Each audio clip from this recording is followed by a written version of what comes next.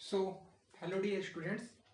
अभी तक हमने सॉलिड के बारे में डिस्कस कर लिया था, साथ ही साथ लिक्विड के बारे में और गैसियस सब्सटेंस जो होंगे वो भी हमने डिस्कस कर लिया था। इट मीन्स मैं ये कह सकता हूँ जो हमने क्लासीफाई किया था दैट इज मैटर। हमने मैटर को डिफाइन कर लिया था और मैटर को हमने दो टाइप से क्लासीफाई किया था।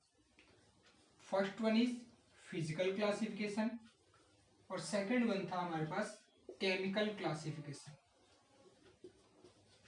First one is physical classification, second one is chemical classification. Physical classification में जो अभी मैंने डिस्कस किया कि that is solid, liquid and gas, तीनों के बारे में हमने डिस्कस कर लिया है कि सॉलिड क्या होंगे, लिक्विड क्या होंगे, गैस क्या होंगे, इनकी प्रॉपर्टीज क्या होगी सॉलिड, लिक्विड, गैस की। तीनों के बारे में हमने फोर्स ऑफ अट्रैक्शन, उनके बीच में इंटरमोलिकुलर फोर्स ऑफ अट्रैक्शन क्या वर्क होगी, कैसे उनका बॉइलिंग पॉइंट, मेल्टिंग पॉइंट का ऑर्डर क्या होगा, रेट ऑफ डिफ्यूजन किस तरह से होगा, ठीक है, कौन सी प्रॉपर्टी फ्लूइडिटी शो करेगा, कौन सा टाइप सब्सटेंस रिजिडिटी शो करेगा। उसके बाद हमने केमिकल सब्सटेंसेस या केमिकल क्लासिफिकेशन में हमने कहा कि मैटर को दो टाइप से क्लासिफाई कर सकते हैं। फर्स्ट वन, या तो मैटर हमें प्योर फॉर्म में मिलेगा दैट इज प्योर सब्सटेंस, या फिर मैटर को हम कह सकते हैं mixture that is mixture. Pure substance को हमने फर्दर ऑन क्लासिफाई किया था that is element and second one compound. Mixture को हमने क्लासिफाई किया था homogeneous mixture and second one heterogeneous mixture.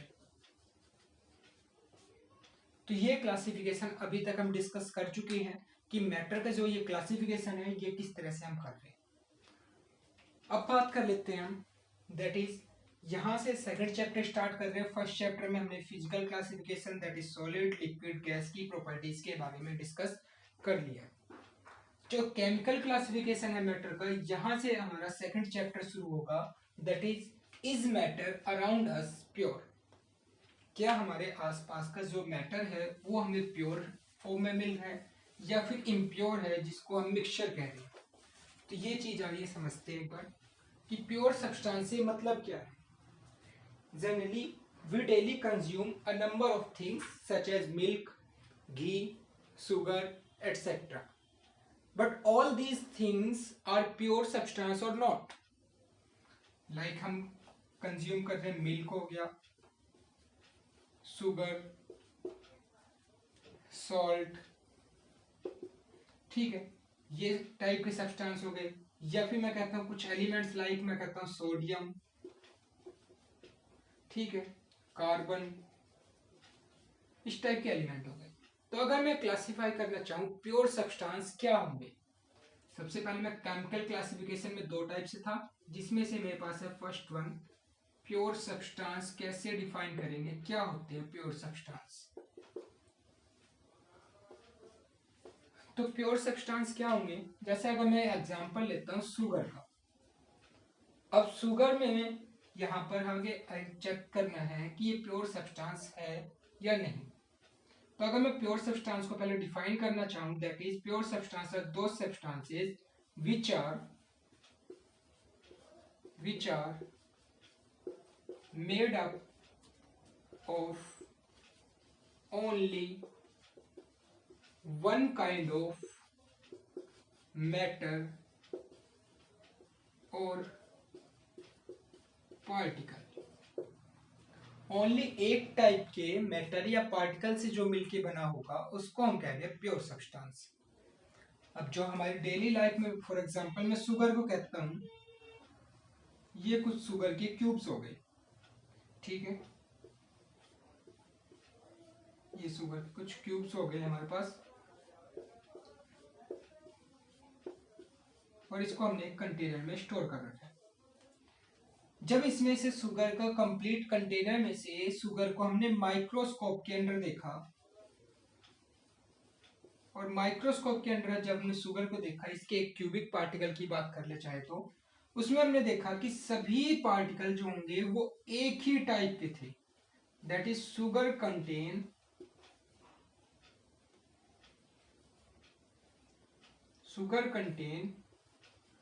only one kind of particle. It means हम chemistry की लैंग्वेज में प्योर सब्सटेंस उसे कहेंगे जिसके पास ओनली एक टाइप का पार्टिकल या मैटर हो, वो प्योर सब्सटेंस कहलाएगा। ठीक है, अगर मैं बात कर लेता हूं, मान लो सपोज मैं कह लेता हूं कोई भी स्पाइसेस का मिक्सचर हो गया, स्पाइसेस का मिक्सचर है, और क्या मैं इसको प्योर सब्सटेंस डिफाइन कर सकता हूं? जो हमारे स्पाइसेस का मिक्सचर था, एक कंटेनर में यहाँ पर स्पाइसेस का मिक्सचर है, इस स्पाइस के मिक्सचर को माइक्रोस्कोप के अंदर स्टडी किया गया और यहाँ पे more than one kind of particle available थे। और जब भी more than one kind of particle available होंगे तो हम उसको क्या कहेंगे? प्योर सब्सटेंस वो नहीं है। इट मीन्स यहाँ से बात क्लियर होती है, प्योर सब्सटेंस हम उसे कहेंगे जो only one kind of matter या पार्टिकल से मिलके बना हुआ होगा, उसी को हम क्या कहेंगे? Pure substances. ठीक है, तो प्योर सब्सटेंसेस हम कह सकते हैं also may be defined as the that material which contain only one kind of atom or molecule, that is which contain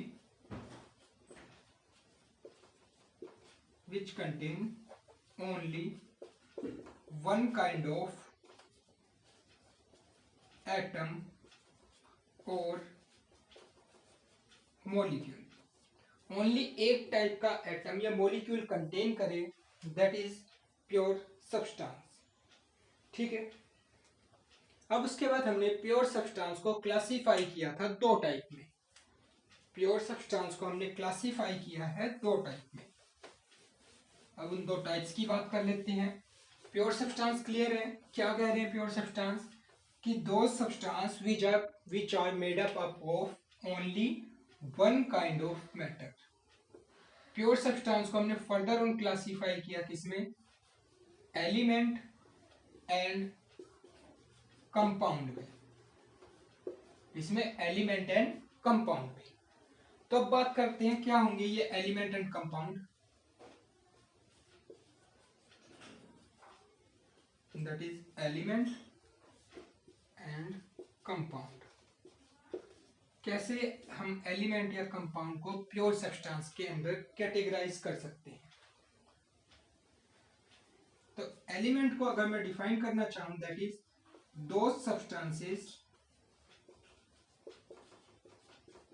those substances which are made up of only one kind of atoms, only one kind of atom से मिलके बना हुआ होगा, उसको हम क्या बोलेंगे? Elements. जैसे मैं एक एग्जांपल लेता हूं, उसके जरिए समझते हैं कि एलिमेंट्स क्या होगा। मान लो ये मैंने एक आयरन का टुकड़ा ले लिया, आयरन का पीस लिया। ठीक है, इस आयरन के पीस में से अगर मैं इसको ये वाला पोर्शन कट कर लेता हूं, इस आयरन के पीस में से मैंने ये पोर्शन कट किया और इस पोर्शन को कट करने के बाद मैंने इसमें ऑब्जर्व किया, सिंपल सी बात है, इनिशियली ये मैंने आयरन का पीस लिया तो इसके अंदर आयरन के बहुत सारे क्या होंगे? एटम्स होंगे। आयरन के एटम्स होंगे। जब ये पीस को हमने कट किया और इसको कट करने के बाद जो ऑब्जर्व किया, तो इस पर्टिकुलर पीस के अंदर भी क्या थे? आयरन के ही एटम्स थे। अब इसमें से मैं पर्टिकुलर इस एरिया को दोबारा से कट कर लेता हूं, तो उस पर्टिकुलर एरिया के अंदर, उस पर्टिकुलर एरिया में जो हमने एलिमेंट या एटम्स ऑब्जर्व किए वो भी किसके थे? आयरन के। इट मींस यहाँ पे जो एलिमेंट है वो कौन सा है? आयरन, और उसके अंदर आयरन के एटम कंटेन कर रहे हैं। इट मीन्स मैं इस सब्सटेंस को एलिमेंट बोल सकता हूं बिकॉज इसके अंदर ऑल एटम्स क्या हैं, एक ही टाइप के हैं, और वो भी किसके, Fe, दैट इज आयरन के एटम्स हैं। बात समझ में आई कि दैट इज एलिमेंट वो सब्सटेंस होगा जिसके पास only one kind of atom contain करे, उसको हम क्या बोलेंगे, एलिमेंट। ठीक है, मान लो मैं कहता हूं सोडियम है, सोडियम क्या एलिमेंट होगा, तो सोडियम का मान लो मैं ये सोडियम का एक मेटल ले लेता हूं, सोडियम सब्सटेंस, इसमें से जब हम इसके अरेंजमेंट देखेंगे तो इसमें ओनली क्या है, सोडियम के ही एटम्स अवेलेबल हैं, और सोडियम के ही एटम्स अवेलेबल है, इट मींस ये क्या होगा, एक एलिमेंट होगा। बात कर ले कंपाउंड की, तो कंपाउंड को हम कैसे डिफाइन कर सकते हैं, कंपाउंड क्या होगा, which are made up of only one kind of molecule, those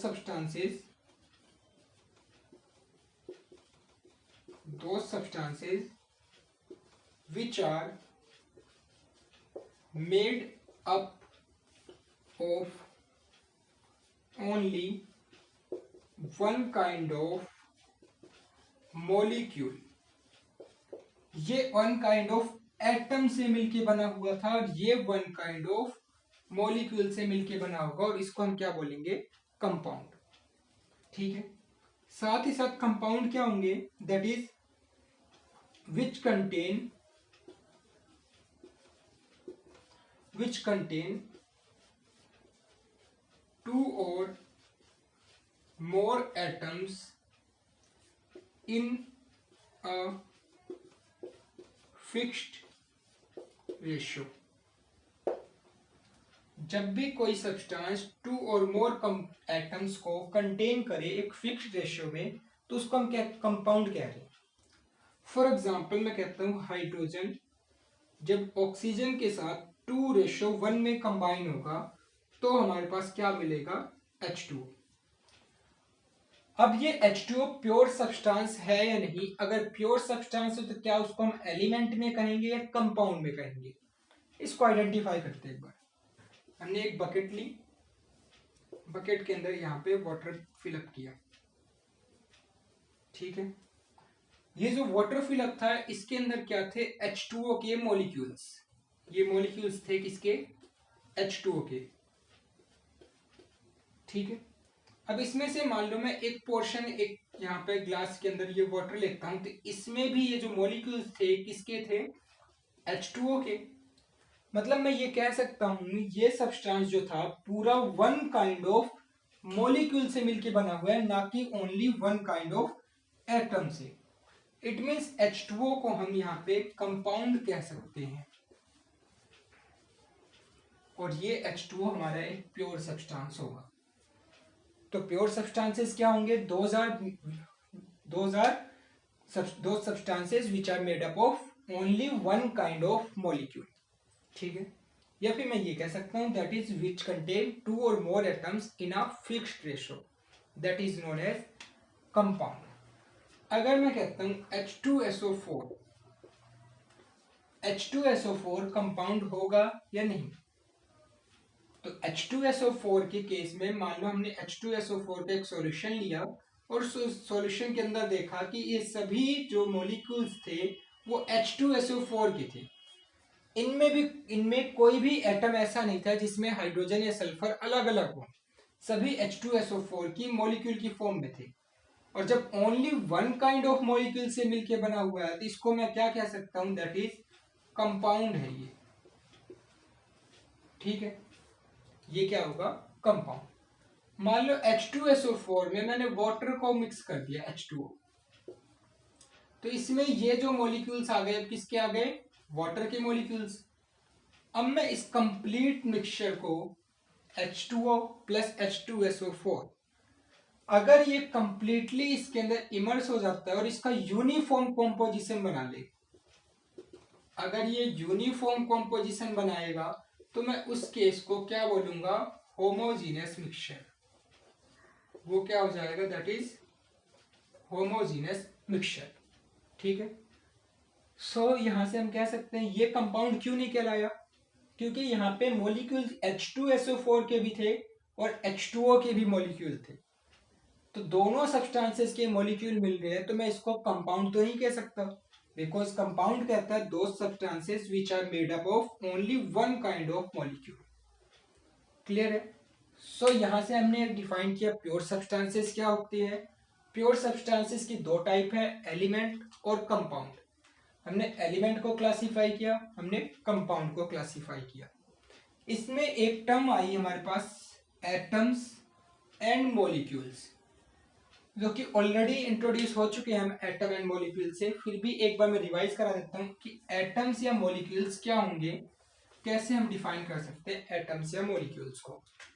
अगर मैं बात करूं एटम्स की, एटम्स क्या होंगे, that is it is the smallest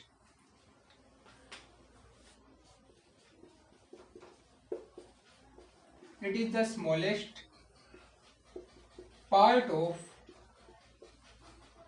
an element which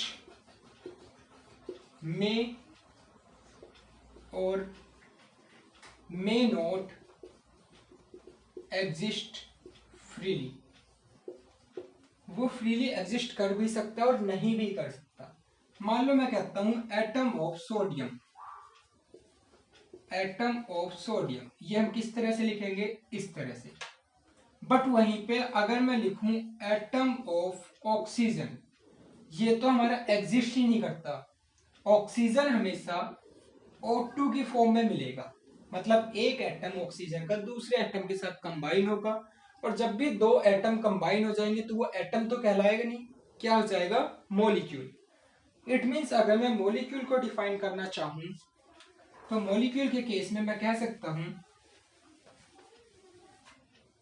that is, molecules की अगर मैं बात करूं,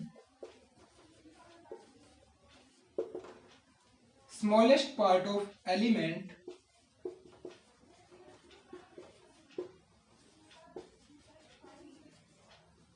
which exist independently, या फिर मैं कहूं फ्रीली, जो फ्रीली एग्जिस्ट कर सकता है, इंडिपेंडेंटली एग्जिस्ट कर सकता है, smallest part of element. Like मैं कहता हूं ऑक्सीजन है, ऑक्सीजन फ्रीली O2 की फॉर्म में एग्जिस्ट करेगा। हाइड्रोजन है, हाइड्रोजन H2 की फॉर्म में एग्जिस्ट करेगा। नाइट्रोजन हो गया, नाइट्रोजन N2 की फॉर्म में एग्जिस्ट करेगा। तो ये सब क्या कहलाएंगे, मॉलिक्यूल। यानी एलिमेंट का वो स्मॉलेस्ट पार्ट जो फ्रीली एग्जिस्ट करे वो क्या कहलाएंगे, मॉलिक्यूल्स। इसमें क्या होगा, two or more atoms combined together,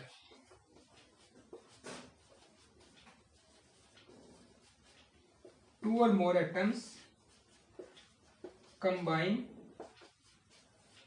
together, दो से ज्यादा एटम्स कंबाइन टुगेदर होंगे और ये क्या बनाएंगे, मॉलिक्यूल।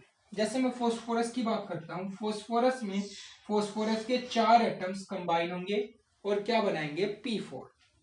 तो ये P4 हमारा क्या कहलाएगा, मॉलिक्यूल। और सोडियम का ये जो Na है वो क्या कहलाएगा, एटम। तो जब भी यहाँ पे नंबर ऑफ एटम्स एक से ज्यादा हो जाएं, लाइक 2, 3, 4, तो वो क्या कहलाएंगे, मॉलिक्यूल। जहां पे 2 एटम्स होंगे तो उस केस को हम बोलेंगे डाई एटोमिक। जब 2 एटम्स एक साथ कंबाइन हो तो डाई एटोमिक। कहीं पे अगर 3 एटम्स एक साथ कंबाइन हो, लाइक ऑक्सीजन का O3 हो गया, तो उसको हम बोलेंगे ट्राई एटोमिक। जहां पे 4 एटम कंबाइन हो दैट इज टेट्रा एटोमिक।